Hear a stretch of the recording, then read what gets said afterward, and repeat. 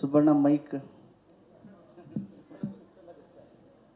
Sir lineup ತುಂಬ ಚೆನ್ನಾಗಿದೆ Ganesh sir. ಈಗ ಯುವರ್ಸ್ ಸಿನ್ಸಿಯರ್ಲಿ ರಾಮ್ ಆಗಿರ್ಬೋದು, ಮತ್ತು ಪಿನಾಕ ಆಗಿರ್ಬೋದು, ಇದಾಗಿರ್ಬೋದು, ಮತ್ತು ಸಮೃದ್ಧಿ ಮಂಜುನಾಥ್ ಅವ್ರ ಜೊತೆನಲ್ಲಿ ಆಗಿರ್ಬೋದು.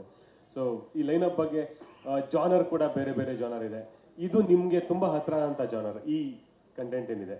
ಸೊ ಈ ಬೇರೆ ಬೇರೆ ಜಾನರ್ಗಳ ಬಗ್ಗೆ ಹೇಳೋದಾದ್ರೆ, ಬೇರೆ ಬೇರೆ ಜಾನರ್ ಮಾಡೋದಕ್ಕೆ ನನಗೆ ಆ್ಯಸ್ ಎ ಆ್ಯಕ್ಟರ್ ಭಾಳ ಇಷ್ಟ. ನಾನು ಯಾವಾಗಲೂ ಹೇಳ್ತಾ ಇರ್ತೀನಿ, ಆ್ಯಂಡ್ ನಾವೆಲ್ಲ ಕೂತ್ಕೊಂಡು ಡಿಸ್ಕಸ್ ಮಾಡಬೇಕಾದ್ರೂ ಹೇಳ್ತಾ ಇರ್ತೀನಿ, ಆ್ಯಸ್ ಎ ಆ್ಯಕ್ಟರ್ ಬೇರೆ ಬೇರೆ ಕ್ಯಾರೆಕ್ಟರ್ಸ್ ಮಾಡಬೇಕು. ಬಟ್ ಕಮರ್ಷಿಯಲ್ ಸೆಟಪ್ಪಲ್ಲಿ ಇರೋದ್ರಿಂದ ನಾವೆಲ್ಲ ಕೊನೆಗೆ ಏನು ಮಾಡ್ತೀವಿ ಅಂದರೆ ಬಾಕ್ಸ್ ಆಫೀಸಲ್ಲಿ ಏನು ಬಂತು ಅಂತ ನೋಡ್ತೀವಿ. ಆ ಸೆಟಪ್ಪಲ್ಲೂ ಮತ್ತು ಇದನ್ನು ಎರಡು ಮಿಕ್ಸ್ ಮಾಡೋದಿದೆಯಲ್ಲ, ಅದೇ ಕ್ರಿಯೇಟಿವಿಟಿ. ಸೊ ನನಗೆ ಆ ಥರದಲ್ಲಿ ಹೋಗಬೇಕು ಅಂದರೆ ಕ್ಯಾರೆಕ್ಟ್ರ್ ಬೇರೆ ಬೇರೆ ಮಾಡಿದ್ರು ಕೂಡ ಜನಗಳಿಗೆ ಇಷ್ಟ ಆಗೋ ಥರನೇ ಮಾಡ್ಕೊಂಡು ಹೋಗಬೇಕು ಅಂತ.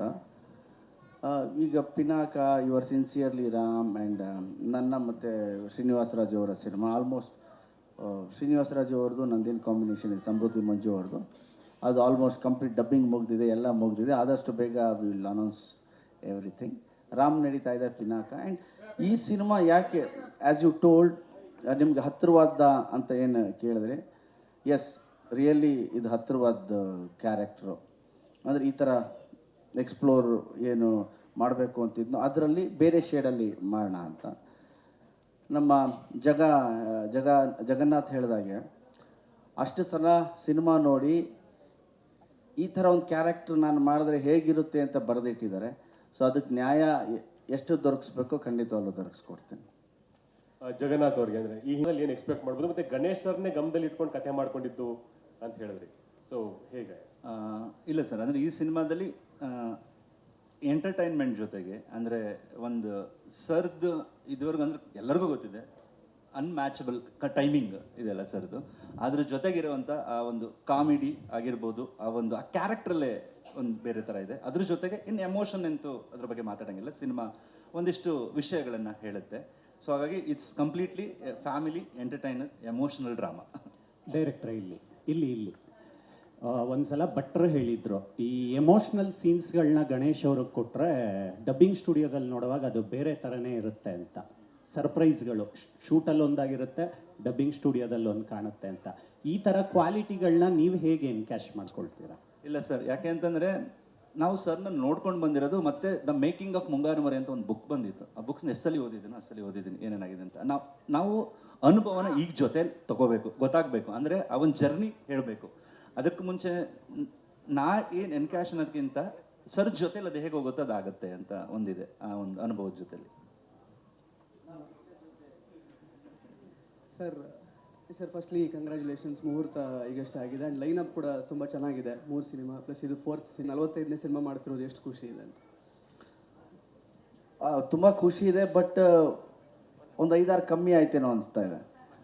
ರಿಯಲ್ ಇದು ನಾನು ನಿಜ ಹೇಳ್ತಾ ಇದ್ದೇನೆ, ಒಂದು 5-6 ಕಮ್ಮಿ ಆಯ್ತೇನೋ. ಬಿಕಾಸ್ ಇನ್ ಬಿಟ್ವೀನ್ ಸ್ವಲ್ಪ ಡಿಲೇ ಮಾಡಿದೆ. ಅದಾದಮೇಲೆ ಆ 20 ವರ್ಷದಲ್ಲಿ 2 ವರ್ಷ ತೆಗಿಬೇಕು ಕೋವಿಡಿಂದಾಗಿ. ಸೊ 18 ಟೀನೇಜ್ ಇಟ್ಕೋಬೋದು. ಸೊ ಇನ್ನೊಂದು 5 ಮಾಡ್ಬೋದಿತ್ತು, ಇನ್ನೊಂದಷ್ಟು ಒಳ್ಳೊಳ್ಳೆ ಕ್ಯಾರೆಕ್ಟರ್ಸು, ಒಳ್ಳೊಳ್ಳೆ ಸಿನಿಮಾ ಮಾಡ್ಬೋದಾಗಿತ್ತು ಅಂತ ನನಗೆ ಅನಿಸ್ತಾ ಇದೆ ಖಂಡಿತವಲ್ಲ.